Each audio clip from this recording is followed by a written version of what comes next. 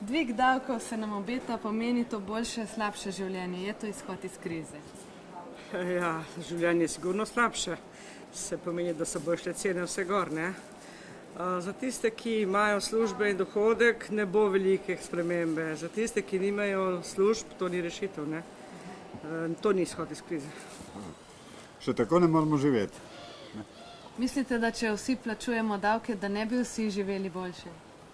Ja, če bo država si pobrala zase. Saj imamo tajkune, ki požirajo naše davke. Težko nesem, hvala. Kako bo pa nesti, ko bo šele DDV višji? A ja, potem bom pa lažje nesla, siguren. Ja. Kaj pa davek na nepremičnine? Mislite, da bomo, če bomo zdaj vsi prispevali premočrtno državno blagajno, to zares izhod iz krize? Davek na nepremičnine vsekakor ni. To vsi vemo, da smo Slovenci težko gradili, ne? V tistih časih in zdaj, da bojo pa to obdavčili. DDV pa je v redu, da so ga delili. A ni, če vsi prispevamo v državno blagajno, potem nekaj ostane za vse, za boljše? Točno, samo če bo ostalo.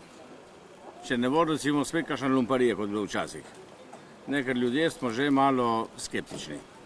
Ne? Če bo boljše, toliko boljše.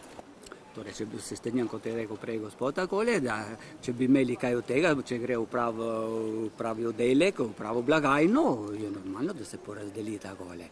Ima država nekaj od tega, ampak iz izkušenj vemo, da tole se ne dogaja takole. Edino davek na nepremičnine, to je v redu. Jaz recimo sem se napravil eno hiško majhno, ne, brez nobenih kreditov, bez nič. S tem recimo, da se marsičemu odrekel. Zdaj pa zaradi tega, ker sem jaz to napravil, zdaj moram plačevati davek državi. To pa po mojem pa ni pravilno.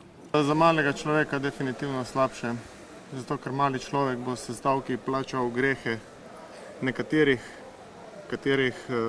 od katerih davki ne bojo prizadeli. No. Se bojim, če ne bo spodbud z vidika rasti gospodarstva in razvoja tovrstnih spodbud, zelo težko. Nič, zgleda, da nas hočejo skubiti.